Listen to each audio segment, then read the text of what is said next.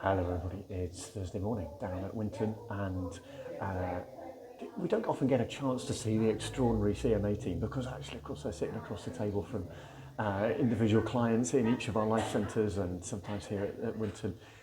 But the guys are behind me just having their first team meeting of the year. They are doing an extraordinary job. We just want to celebrate really all that they're doing. So big thank you to Stephen in Bournemouth and to Rosamond in Wimborne and to Nikki in Blandford and to Katrina in Poole and to Brian in Christchurch and then to Karen and Candice and Becky. The day-to-day stuff that they do is so detailed. It's such an examination of one of our, we've got the values on the wall in there, the alongside value, the trusted value. This is a place where people share over a long time. It's really encouraging to hear.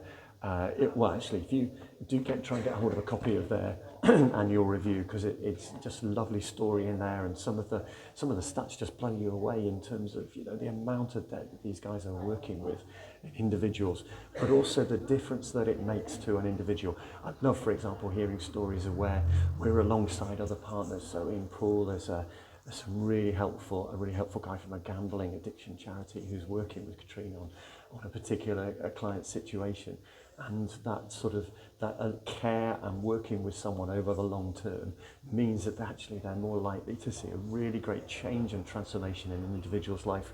I love the fact also we've got got a load of volunteers, really talented volunteers. We were just thinking, if we added up all the years of experience that we've got in the room and with volunteers, it would be mind-blowing. But one of the volunteers we were talking about, some of them are quite straightforward in the way they're working. They rang up EDF, who'd given one client a bill for 16 grand.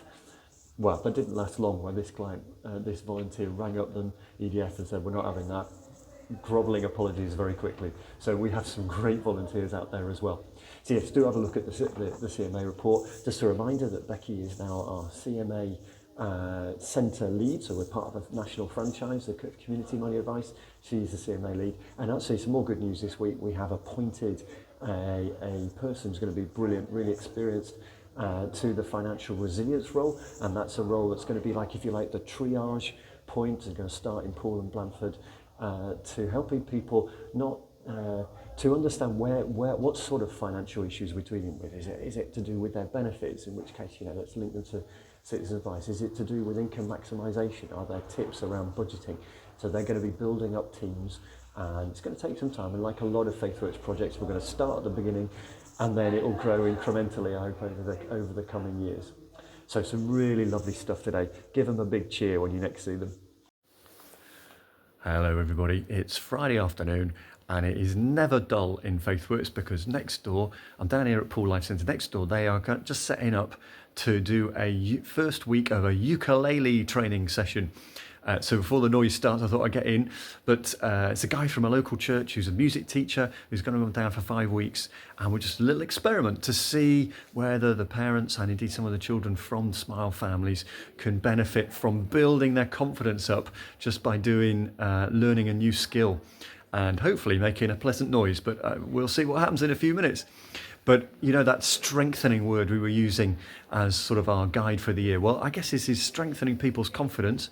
One of the other things that happened this week here is we had the first of what we call our churches round tables with the life centres. And it was hugely encouraging. So we had 13 churches represented from around Poole, trying to move away from a steering group which just looks internally, and we'll do the sort of the sideline of working with trustees to do the internal review of how we're doing. But actually we want to make our connections with partnership with churches and other partners much more sort of outward looking.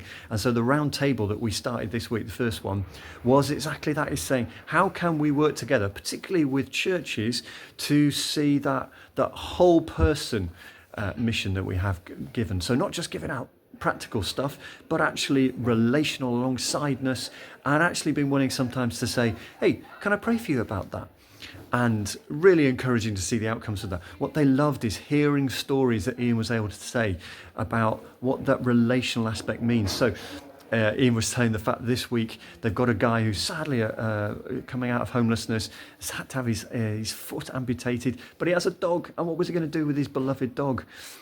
Another homeless guy who comes here said, I'm desperate for you, give me something to do, Ian, give me a volunteering job, something to do. Well, actually, the guy is walking this other chap's dog for him and absolutely loving it. And just telling those stories to the churches is a way of them connecting with the reality of walking with people in a trauma-informed way, if you like, but walking with people more day to day. And then you see the results of it. So we've had one guy who's actually trained to be a vicar, but he's got some spare time. He'd love to come down and volunteer here. He used to work at St Mungo's. That's a win. We've got a really dynamic lady from across the road at St James's who's really keen to come and do some activities together, maybe even doing a lunch based here so that some of the folk who regularly come to the food bank can get involved in a community meal.